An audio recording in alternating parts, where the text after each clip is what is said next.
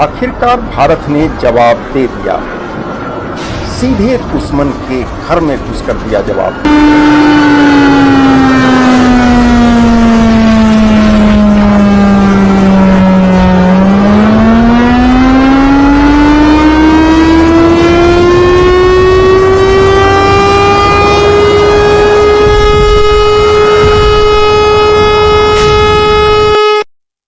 नमस्कार, मैं हूं कौशलेंद्र झा और आप देख रहे हैं चर्चा में आज।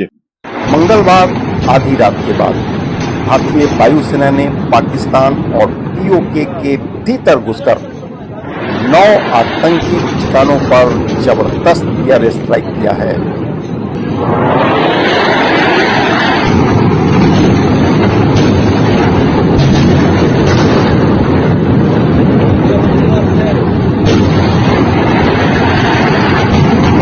पाकिस्तानी और इंडिया ने जंग शुरू कर दी है। अभी मेरे बहावलपुर सिटी के अंदर मौलाना मसूद अजहर साहब के जो है मदरसा है उसके ऊपर 4 मिसाइल दागे गए हैं। 4 मिसाइलों के साथ हमला किया गया है। पाकिस्तान के 7 शहरों में भारी अफरा तफरी मची हुई है।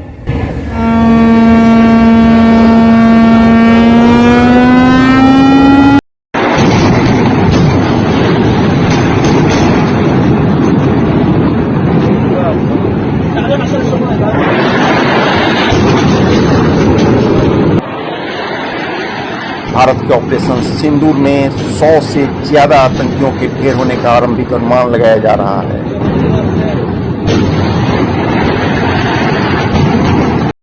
आज सुबह जैसा कि आपको ज्ञात होगा, भारत ने इस तरह के सीमा पार हमलों का जवाब देने और उन्हें रोकने तथा उनका प्रतिरोध करने के अपने अधिकार का प्रयोग किया है। यह कार्यवाही नपीतुली, नॉन एस्केलेटरी, आनुपातिक और जिम्मेदारीपूर्ण है। यह आतंकवाद की इंफ्रास्ट्रक्चर को समाप्त करने और भारत में भेजे जाने वाले संभावित आतंकवादियों को अक्षम बनाने पर केंद्रित है। यह सिर्फ एक सैन्य कार्रवाई नहीं, बल्कि ये उन वीर पत्नियों को सलामी है, सलामी उन सुहागिनों को जिनके सुहाग पहलगाम हमले में 22 अप्रैल को छीन लिए गए थे।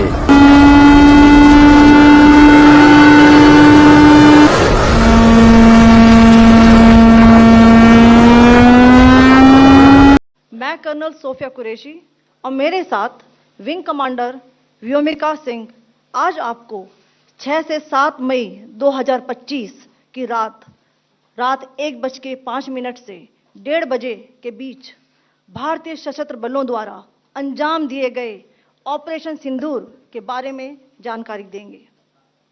ऑपरेशन सिंदूर 22 अप्रैल को पहलगाम में हुए विभत्स आतंकवादी हमले के शिकार मासूम नागरिकों व उनके परिवारों को न्याय देने के लिए लॉन्च किया गया था। इस कार्रवाई में 9 टेररिस्ट कैंप्स को टारगेट किया गया और पूरी तरह से इसे बर्बाद किया गया।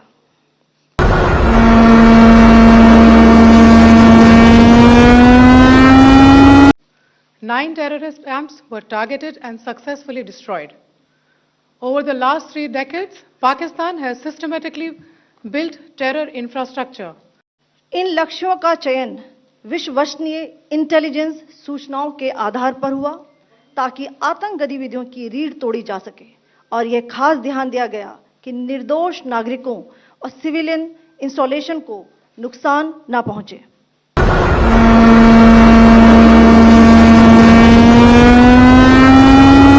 एक समूह ने खुद को रेजिस्टेंस फ्रंट TRF कहते हुए इस हमले की जिम्मेदारी ली है। यह समूह संयुक्त राष्ट्र द्वारा प्रतिबंधित पाकिस्तानी आतंकवादी समूह लश्कर-ए-तैयबा से जुड़ा हुआ है।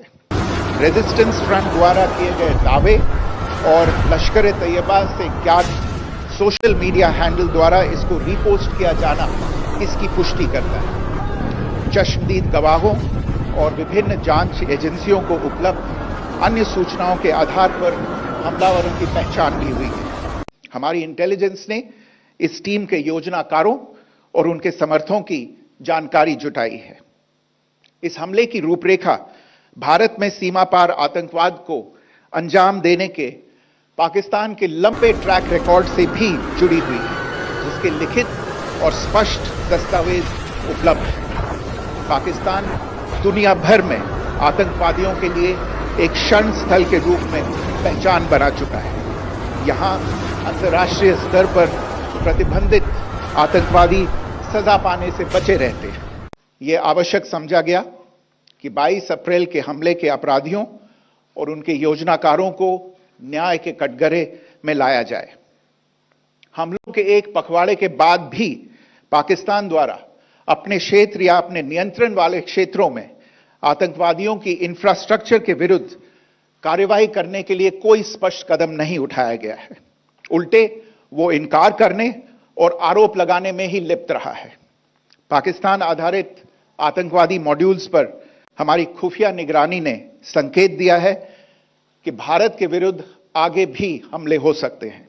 अतः इनको रोकना और इनसे निपटना दोनों को बेहद आवश्यक समझा गया।